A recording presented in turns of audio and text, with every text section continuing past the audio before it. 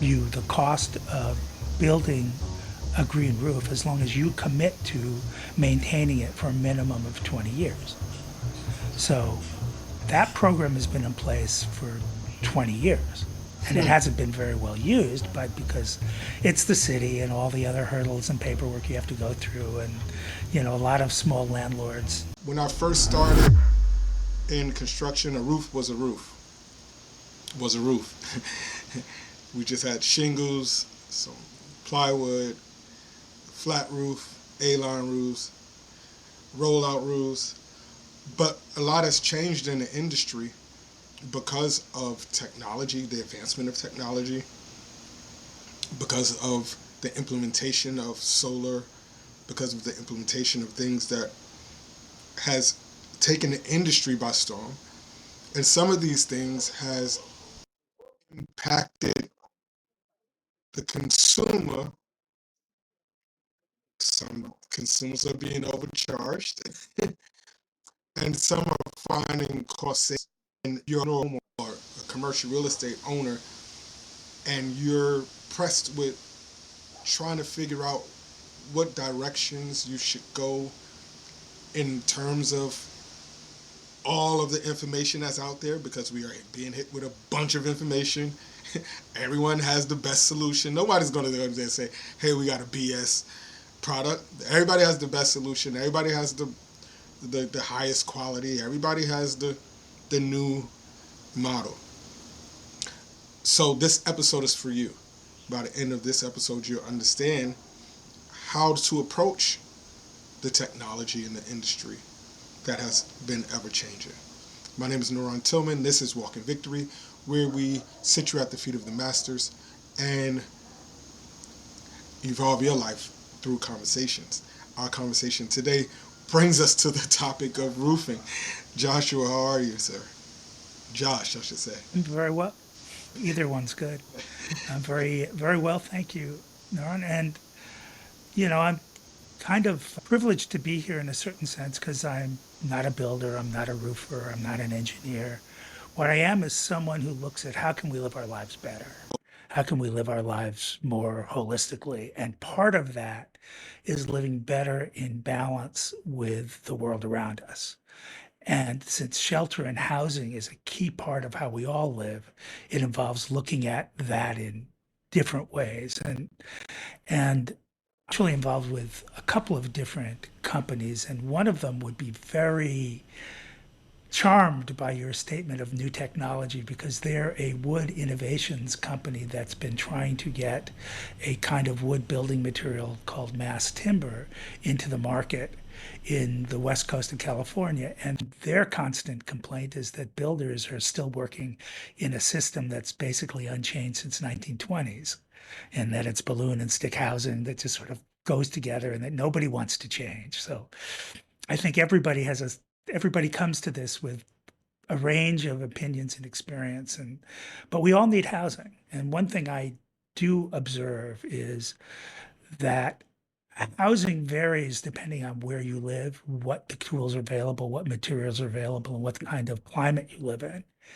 And when we try to make it all the same and we try to sort of create mass produced standardized things, we often do that at the expense of a better, more effective, and sometimes even more affordable living situation for people. So just as a general rule, and I'll just make one observation from traveling in South America, that when I was living in Ecuador and living in Peru for various periods of time, in Peru, which is, they're both countries with a lot of poverty and a lot of wealth inequality, but in Peru, a lot of people can build their own houses out of the local dirt and soil and adobe and mud. So people had a different kind of shelter experience because you had the tools and material that was available with your own skills, your own ability, your own craftsmanship, your own cultural histories of how to do that. And we often lose that when we come to this country. We often lose that notion that we have an ability to say what we live in and how we live. Okay, so anyway, that was just where your intro took me, is that were there. I totally recognize if you go into Home Depot and you try to like say, I want a house, Home Depot, where are you? Help me. That's kind of a bewildering and difficult place to be for a lot of people.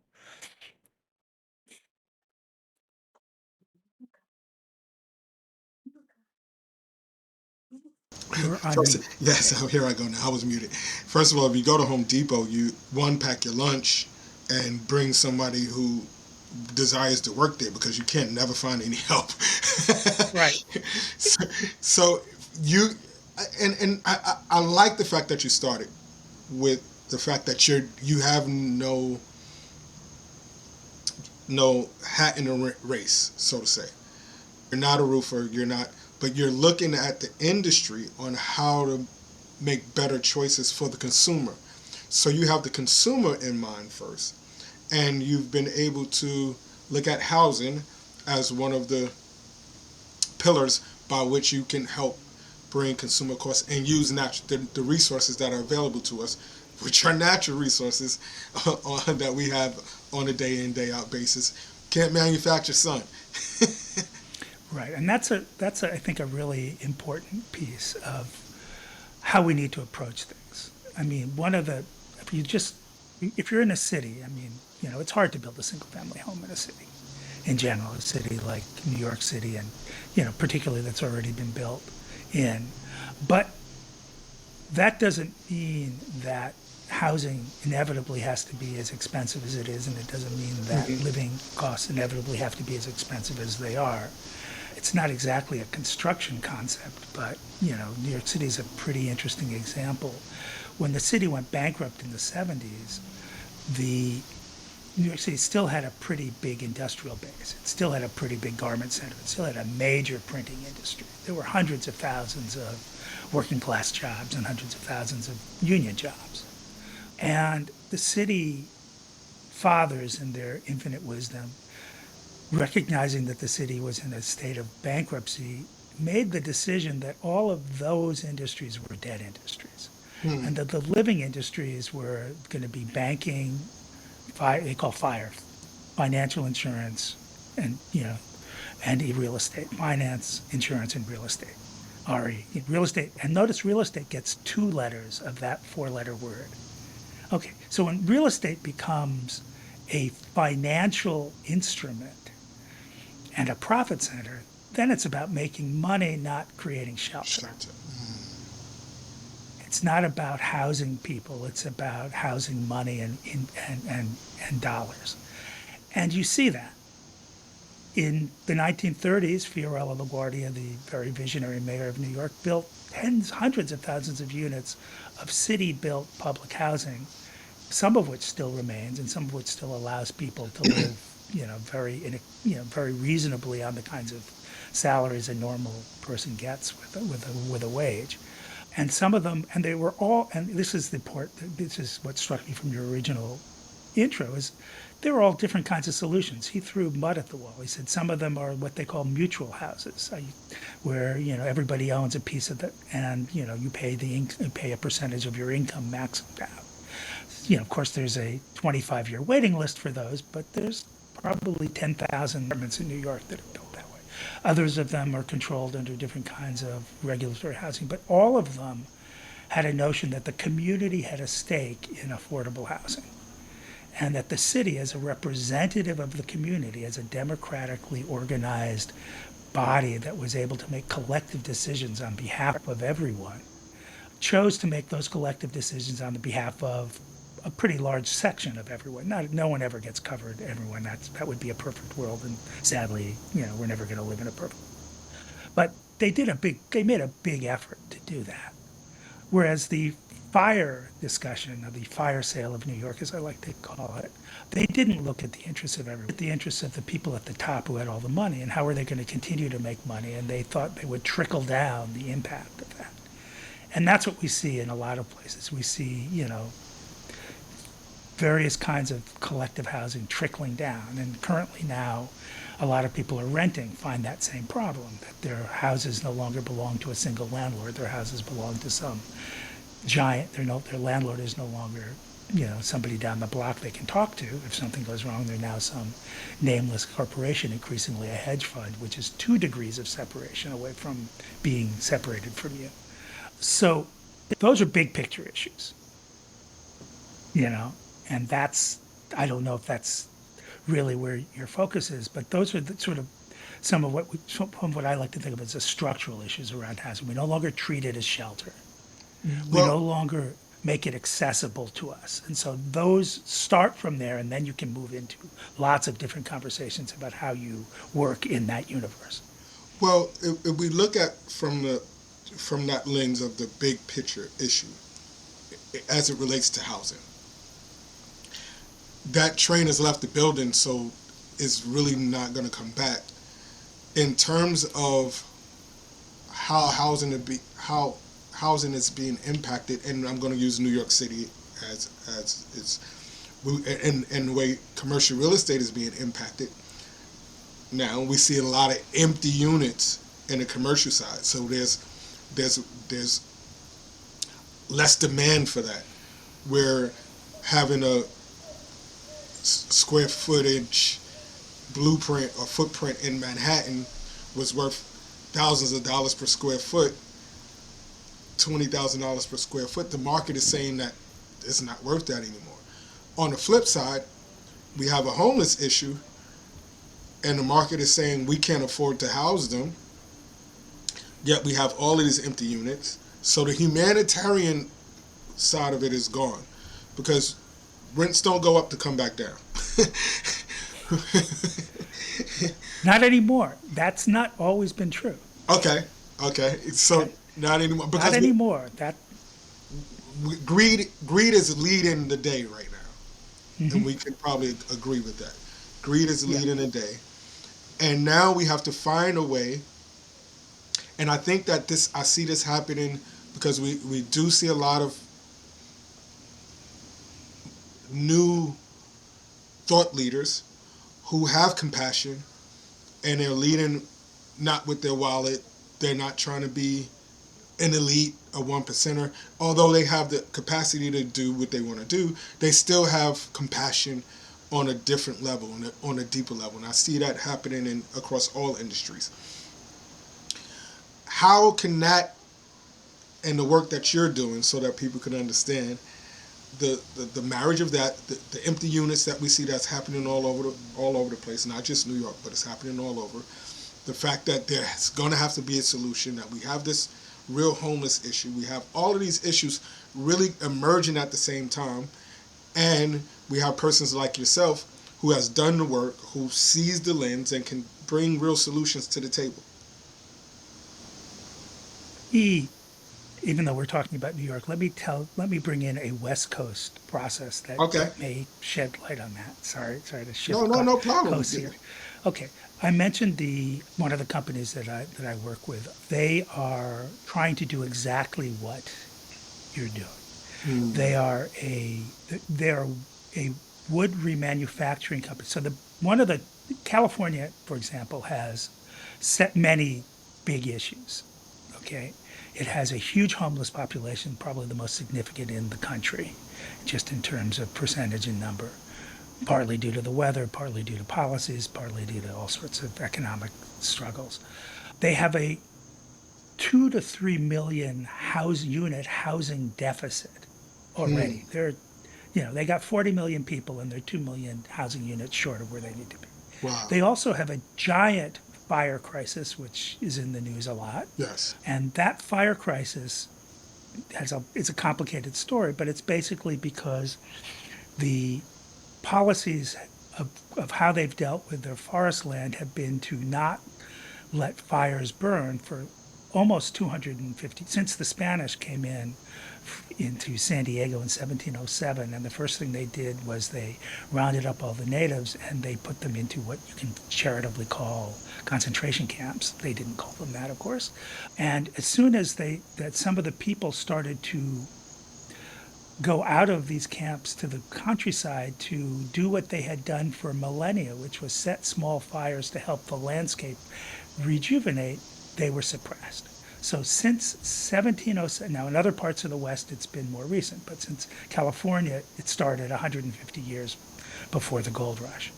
So that means the wood just grows and it overgrows, and that's what's burning. There's almost an order of magnitude more trees on the forest lands in California and almost that much in other parts of the western states than the land can support.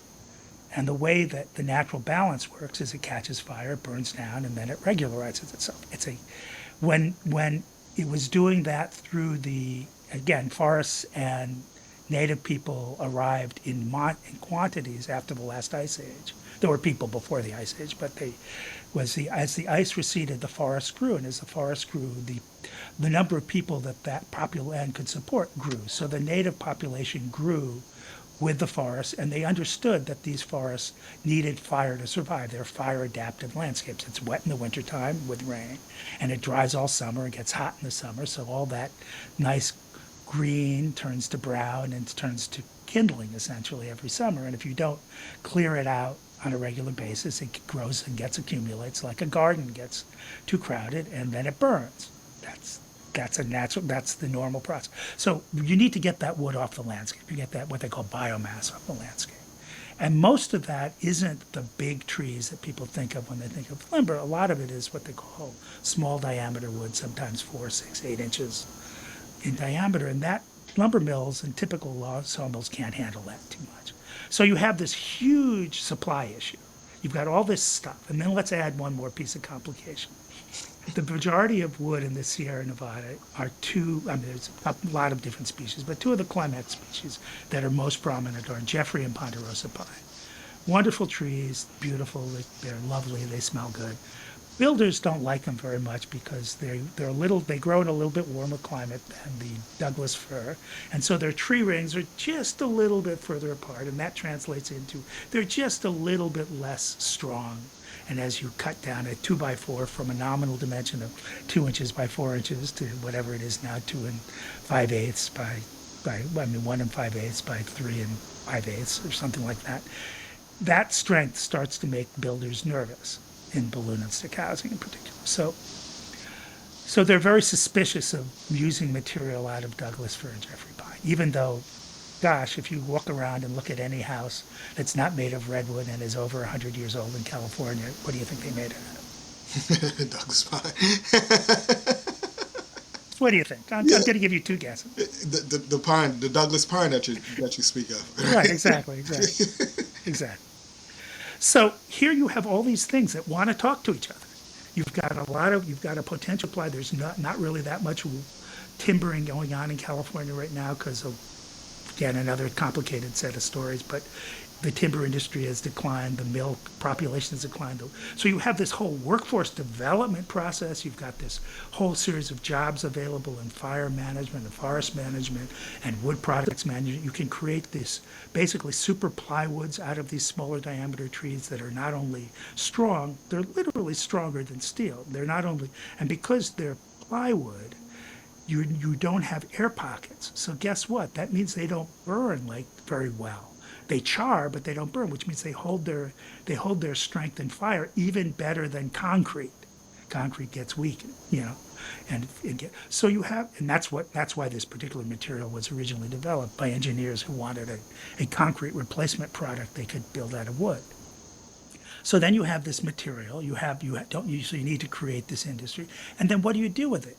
You need to create not just single-family homes because the price, the economics don't work too well for mass timber at that point yet, but you want to create 3 to 5 story community housing of various kinds, so that, and you want to put that in areas that are reasonably dense, what they call transit-oriented housing, and connected to arteries that don't require private cars, that are dense enough so that you can walk to your store. You can build supermarket stores and communities like we used to have. And let's go back to New York. It's like Brooklyn. The Brooklyn communities Bed-Stuy and Browns. What were they built? They were built with 3- and 4-story houses, and on the avenues they had stores on the top, and the storekeeper lived in that house, and everybody could walk. You could walk to 80% of what you needed, and if you couldn't find what you needed, you could walk to the train and take the train into the center of the city, into Manhattan, and get whatever it is you couldn't get from walking around in your community.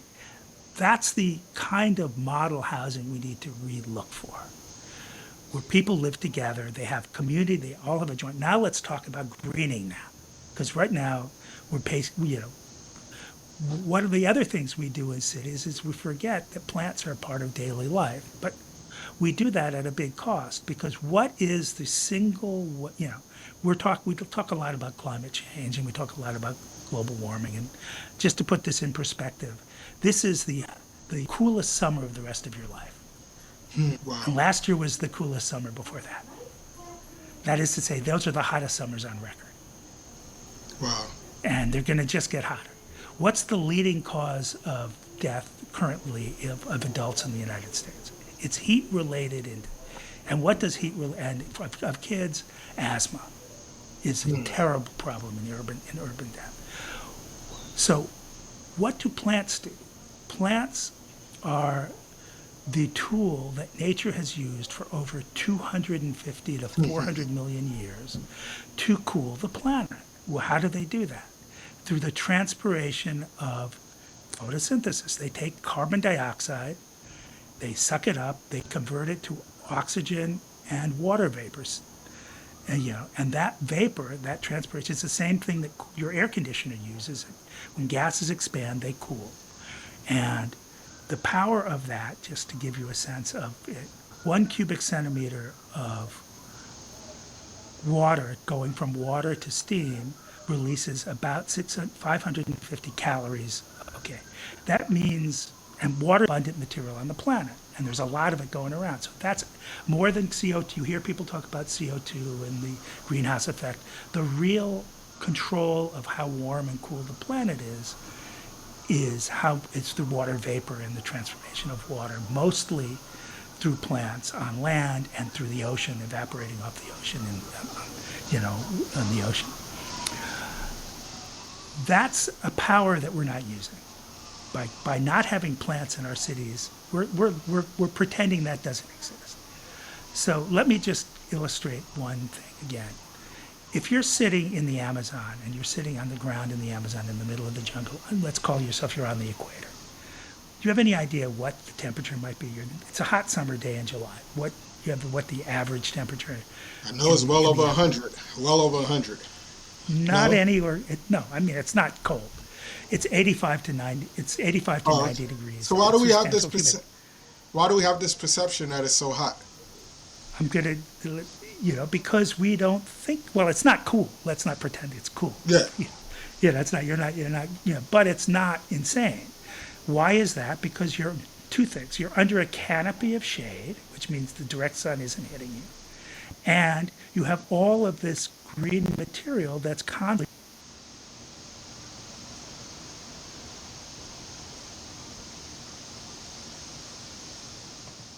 You're muted.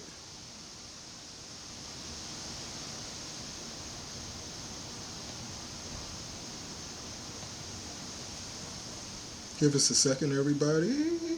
Your microphone is muted. There you Okay, go. there it Yeah. goes. Yeah, it's a self-muting. Maybe it got tired of me talking. I don't know. No. Okay, but why did you? I think I'm not sure where I got cut off. But you asked why is it cooler in the Yeah. Amazon than your mountain? Let me just give you an example of the difference I'm talking about right now. Is if you just walked right across the Atlantic Ocean and you ended up in Africa, and you'll be in a jungle too, and it'll be the same temperature. But you go north to the Sahel or to the desert where there's no plant cover. Do you know what that ground temperature would be on that same July day where it's 85 to 90 in the canopy of the Amazon? No. It'd be about 110 to 140 degrees, depending on where you are. That's the power of plants. That difference is what plants can do and what they do all over the world when we let them. So it does that, again, through a combination of things. The biggest one is the evaporation of water as they convert carbon dioxide into oxygen. The second one is they reflect sunlight off away so it doesn't hit the ground and get hot. And the third one is they provide shade. So there's sort of a three-part punch. So all of those combine into it. So you take a green roof, you put that, and you, okay, so let me just go back to what else do they do before we even go there. The other thing that plants do in cities that are really important is small particles stick to plants. They adhere. In particular, what adheres to plants are the sub 2.5 micron particles, the really tiny ones that your nose can't filter, that your lungs can't filter, that are the most toxic. They stick to plants. When then it rains, they dry up and they go into the soil and become rendered inert. So they cool, they reduce the urban heat effect, they help substantially with pollution.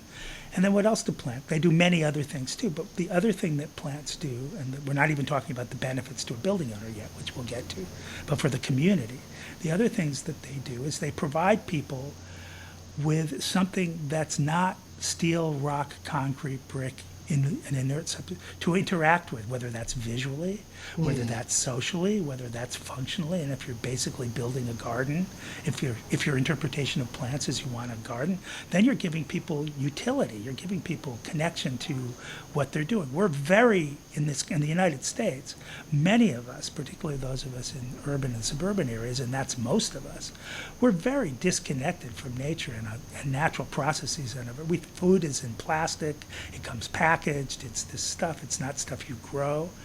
People are fortunate when they grow things. We of course used to grow things directly a lot during World War II. In fact, the last time we had this kind of a crisis and we mobilized for it, 25 or 30% of the vegetables that people ate were grown in people's own backyards or front yards or roofs or fire escapes or whatever, or terraces or whatever they had where there was a place they could put something down and grow vegetables. They did it. We did that then. We could do it again. Yes, I have a vegetable garden in my backyard, and that's the spirit that we see happening in Brooklyn. We see a lot of greenhouses. Absolutely. It's starting to come back really well. There's urban farms are starting to come back. And New York is a vertical building, which means you have a lot of rooftop, a lot of streets are paved over and a lot of rooftops are there. And you also have a lot of sidewalls and you have a lot of other places. So if you think about something like New York City and it's thousands and thousands and thousands of multi-story buildings and small ones. And if you took the same amount of leafy green material that was present when Henry Hudson sailed up the Hudson River in 1606 and reached the island of Manhattan and looked at it, it was the richest ossuary anybody had ever seen. It was an incredibly fertile area. It was Manhattan, the land of many hills. It was many things. And you took the same coverage of complex plants and animals, and you put them on the roofs, sidewalls, and streetscapes of Manhattan to the point of about 35 or 40% coverage. You don't have to do everything. You can reach the ambient temperatures that are the same as if those buildings weren't there. And you don't have to replace the building stock to do that. You just have to basically think of it as a mountain. Think of it as Hawaii a million years ago when it came up from the sea and Hawaii today. But you're not spending a million years to get that kind of plant evolution. We humans are understanding the systems and we're adapting natural systems in a much more rapid way, and we're cloaking what we can in different kinds of. Now that plant cover can be farmland, it can be any kind, it can be all kinds of things. And New York City has a decent head start because it's already 14 or 15% parks. Yeah. So it's not like it's nothing there. Yeah. But the parks are unevenly spread. And a lot of places that need the most help have the least parks. Yeah. So how do we fix that? Yeah. So you're going on podcasts.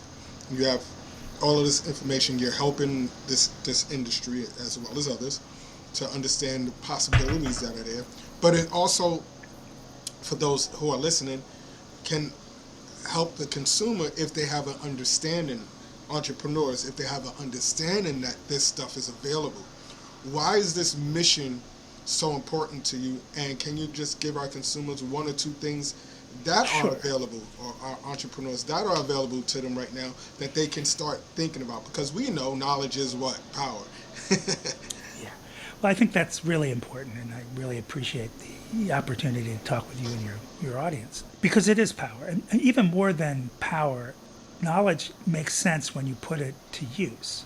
And the way you put it to use is to tell you, is to understand. We do this by story, whether we call it stories or not, we do this by telling our stories. And one of the stories that you're saying is, yes, we can. We can do these things. These are things that are available to us. It's not over there, somebody else can do it. It's not part of the, something that's there. So I would say a couple of things. One of the challenges for green infrastructure in general is that we don't think about it. Another challenge is that because it's a new industry, a lot of times its upfront costs are higher, and we don't understand yet the economics because our whole economics, our system is a little bit skewed. But I'd like to start with this idea of a difference between an appreciating asset and a depreciating asset. And anytime you build something out of concrete, anytime you build something out of steel, anytime you build something out of a hard material, it has a fixed life. Okay? It's gonna decay, and you have to factor that in. Anytime you do something out of a living material and you maintain it, you can't just, it's not magic. It grows, it gets stronger. So living materials are appreciation assets. They gain value as you care for them. A forest that starts as a bare rock, as you tend it, becomes a living forest as it gets stronger. Not only does the wildlife come in, not only does the biodiversity, its ability to hold water comes in, its ability to cool the mountains come in, its ability to provide all kinds of visual, scenic, and human benefits come in. It becomes richer and richer and richer with care over time. A building has a half-life. Now, some of these times, now the Romans knew how to build concrete like nobody's business, and they've got a building like the Pantheon that's 2,000 years old and going strong, and they're amazing. We don't do that. No. There's no modern American equivalent of the Pantheon. You know. Okay, so we need to think about things. We need to bring that into our thinking. We need to bring living materials into our thinking. And we can do that in lots of different ways. Now, the good news for New York City and a couple of other places, but New York City is the people who run the city really also they have a couple of big interests. They're concerned about the urban heat island effect. They're concerned about even, which is important from their point of view because they're bean counters. They're also concerned about the fact that, the city has a big stormwater collection problem. That has, we did a lot of really good work as a country in the late 1960s and the early 1970s. We passed the Clean Water Act. We were the leaders in the world, in the developed world, about how to manage water and sewer systems. So we managed to get a whole bunch of, most of the cities in America have stage 3 upgraded sewer systems, which is terrific, including the towns along the Hudson Valley, which used to run directly into the Hudson River, and the Hudson River was incredibly foul, and now it's a much, much cleaned up river. Why? In one big part of that is because we're no longer dumping sewage in, except when it rains too hard. And why is that? Because in a 1970s infinite wisdom, we matched the capacity of sewage system treatment design to the number of toilets and sinks we expect. I didn't never know that. All right. Right. Well, they're engineers who did it. Engineers, and were the engineers thinking ecologically? No, they were thinking process-wise. And they had cost-benefit analyses going on, and they said, okay, so we'll build to the expected number of toilets, and we'll add a safety margin, which is great. Now, in New York City, that safety margin translates into 0.7 of an inch of rain per hour. So whenever it rains more than 0.7 of an inch in an hour, the system overflows. Okay, and that's something like that is true everywhere, that we have the same kind of system. It's not true in Mumbai. Why? Because Mumbai 400 years ago, decided to use basically a giant local wetland to be its sewage recovery system. And so they have one of the largest natural sewage systems in the world that's still working. And Mumbai is nobody's idea of a small town, a little country village. No, it's massively overgrown, has all kinds of other big urban issues, but it has one of the more environmentally sensible water treatment systems, of any big city on the planet. We could have something similar to that in New York City. Not necessarily, for one thing, that used to be what the Meadowlands did. That used to be what the Jersey Meadowlands were. That's why it smells like that. Well, it smells like it, but it doesn't have to smell like that. A lot of that is just, basically, the smell, the unavoidable smell of rotting vegetation. But it doesn't have to be as bad. All of those things are semi-designable. But so they want to capture, without getting too far afield here, they want to capture stormwater, and plants and soil capture stormwater.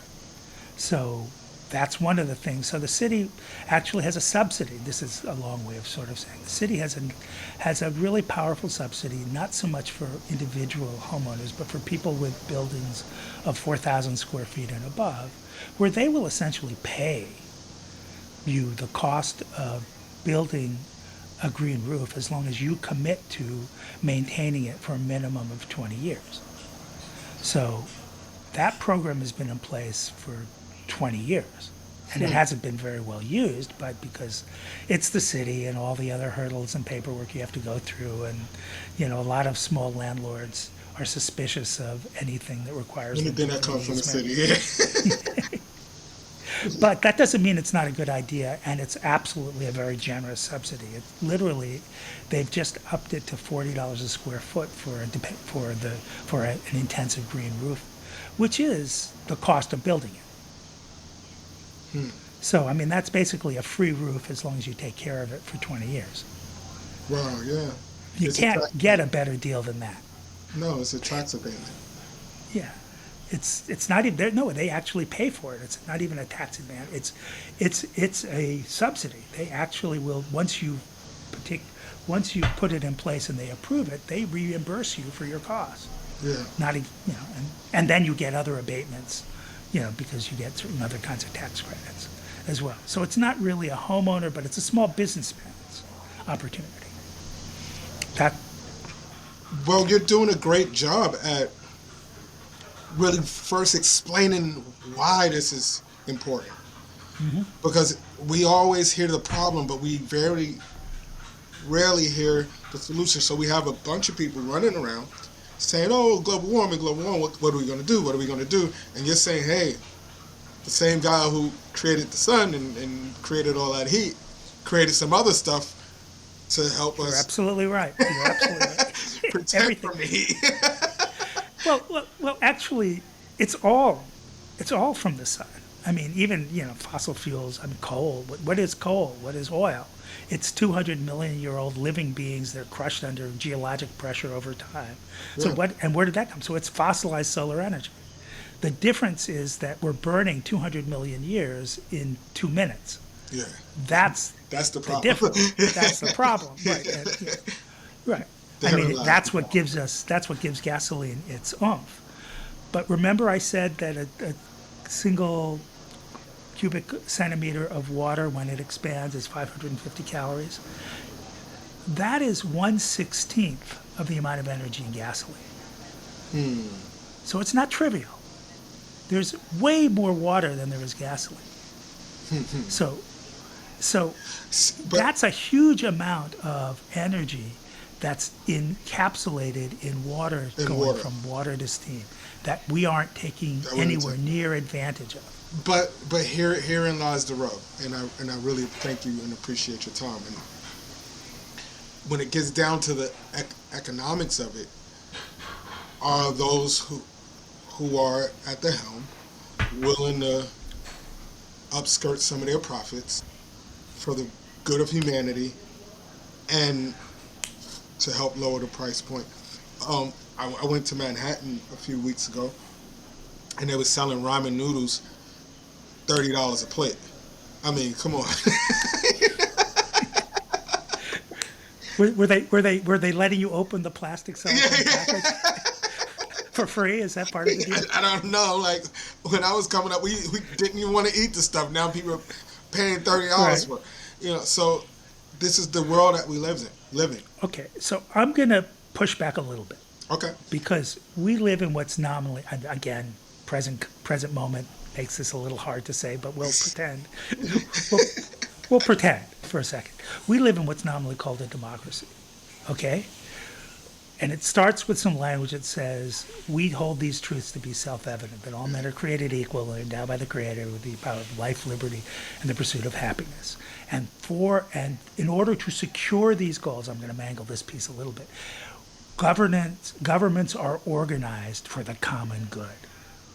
That's up to us. We need to demand government because basically it's a common use issue.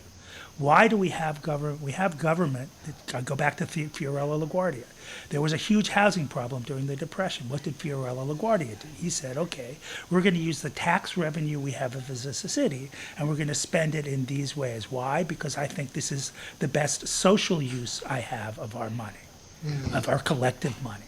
So we have more agency and power than we think of to steer that question a little bit. Like it's not just noblesse oblige of let's the drops come down from the top. It's let's make that conversation a real conversation. That's one piece of it. Another piece of it is if you actually care about your children, and this is whether you're a billionaire or not, you have to acknowledge that short-sighted thinking is not going to help your children at all. No. Okay? And that whether you like it or not, whether you think it's politically convenient or not, whether you read the Wall Street Journal editorial pages or the news pages, because they're different. If you read the editorial pages and you think that global warming is a hoax and all these things are a problem, and you can pretend that's true. If you read the news pages, you know they're real. And there isn't anything you can do. As I said earlier, we are in the coldest summer any of us will ever feel for the rest of our lives. And next year will be the next coldest. And next year will be the next. Why? Because we have passed the tipping point where those things are stuff that's imaginary. We are now in the point where those are real. So anybody with wealth who's and this is the person to have that conversation with, is where I'm going with. Yeah. The people to have these conversations with are that, unfortunately, small minority, but not non-minority, of people who do understand that these are things, and to work out the negotiated settlements. One of the things that we've done since 1980, since the election of Ronald Reagan, is we've impoverished our governments at all levels from the ability to do big things. Why is it that we could get somebody on the moon in less than 10 years? Because we thought it was an important thing to do. Like, why is it that we could transform the entire country from, that it was an important thing to do in the Depression? Why is it that in World War II we could mobilize the entire country and create a major recycling and reuse and repurposing economy? Okay, let me just say this. My great-grandfather had a pots and pans company in the South Bronx, on Bruckner Boulevard. On December 6th, 1941, he was making, 2,000 stainless steel pots a week, and he was distributing them all over the New York City area, and he was doing fine. He had a fine, good living. By February of 1942, he was making 10,000 machine gun links. Why? Same factory, same thing. And he was one of 1,000 companies, or 10,000, who even knows how many companies, that shifted on a dime. Because they knew it was necessary, and they did it. So these are not things that can't happen. These are not things that we don't do. These are things that we have dumbed ourselves down against doing, but that doesn't mean we can't smarten ourselves up. We live in sometimes what I call the ahistorical present, where we get confused that whatever's happening now has always been true and will always be true, neither of which is actually the case. It's just what's happening now. We have the ability at every level, from a tiny level, from a family, to a garden, to a block, to a small town, to a community, to a nation, to say, I want to organize our lives somewhat differently. And if that means pooling a block's resources together to put in to put in a park-like thing, to put gardens in, to connect, and if that means that maybe there's community food sharing, that they're cooking a collective meal, maybe there's some skill sharing that goes on informally, and that at a larger level it becomes more formal. Those are all totally within our reach. They're totally free. They cost no money. They cost only will, and only insight, and only the will to do them, and the understanding that they're doable, and they have been done, and they will be done. And sometimes that's threatening. Let me be feared. What was the most threatening thing the Black Panther Party did in the late 1960s? They wanted to provide free meals for kids. Yeah. That caused the Chicago Police Department to assassinate Fred Hampton. Yeah. Okay. I mean, that's, bottom line. Okay, so yes, it does disrupt the power structure. Sometimes the power structure acts very violent, but it doesn't have to. No, it doesn't. And it doesn't need to, and you don't need to be in that. You don't have to take it to that level of conflict to own your own agency. And that would be the thing that I would just stress. You can bring plants in, you can bring different building materials in, you can stop using disposable plastic. You want almost the single best, most accessible thing anyone can do anywhere, if you live in is to stop buying throwaway plastic bottles for water. It's insanity. It's insanity. Spend $3, or whatever you want to spend, to buy a reusable container. New York City is blessed with, we've got Catskill Mountain water. Catskills don't necessarily like it so much, but we've got it. It's clean, it's good, it's purable, it's better water than a lot of what gets put into some of the industrial plastic bottles, and it doesn't leach microparticulates. If you get an aluminum, or you get a copper, or you get even a hard plastic, you're not going to get nearly as much microplastic. You're not going to throw that stuff away.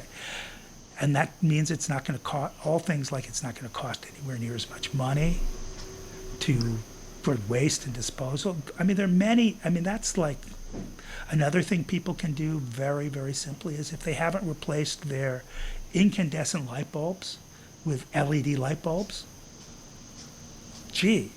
they're now down to $2 or $3 a light bulb. They last 10 years instead of whatever. Again, they even come in dimmable and other versions.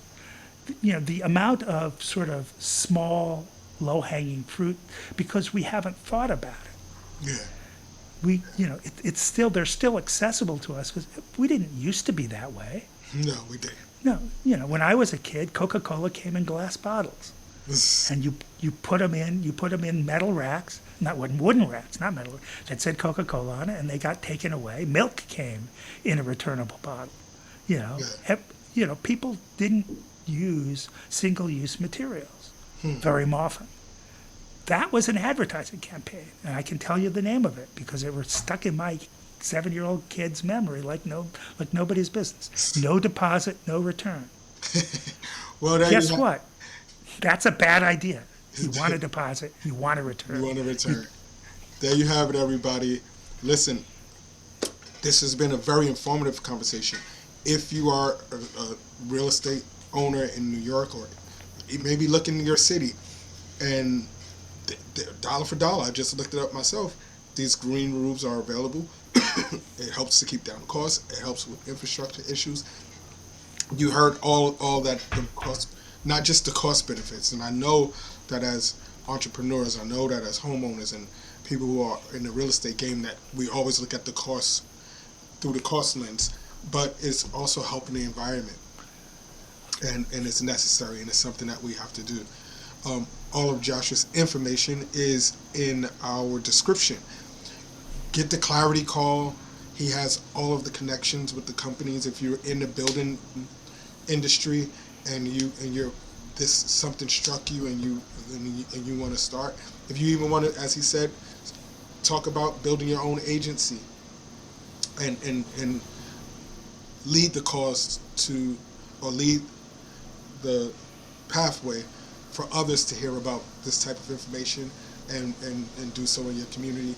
Everything that you need to help our environment, everything that you need to help us walk in victory is here for you. We don't ask you for likes, subscriptions, or we do ask for likes. We do ask for subscriptions. We don't ask for Cash Apps or Venmos or any of those things, but we ask you for likes, subscriptions, and we ask that you leave a comment if you're listening on a platform where you can comment so that other people can hear this information. This information is crucial and it needs to get out.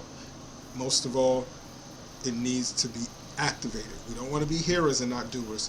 We want to be doers and not just hearers only. Enjoy the rest of your day. Don't walk with your head down. Don't walk making excuses. Josh, you have the last word. Well, thank you, NaRon. That was a really inspirational close. I would just add one small economic thing that I didn't get to, which is that for building owners of a certain size, it's for small commercial buildings in particular, you can save 30 to 30, up to 35% on your heating and up to 35% on your cooling with a green roof. So there are real economic, tangible benefits that even if you don't have the New York City subsidy that basically makes it free, you're looking at a 5, 7, 10-year return, depending on all the different things you're doing. Plus, you get a green roof, which you can do all kinds of cool things with, including growing your own food on. All right. So with that said, thank you all, and I welcome any interest that anyone has. Take care. Peace, everybody. Hold your head up. Don't walk with your head down. Don't walk making excuses. Go get those green roofs. Let's not rely on people to feed us. We can feed ourselves. Enjoy the rest of your day. Peace. Thank you so much. That was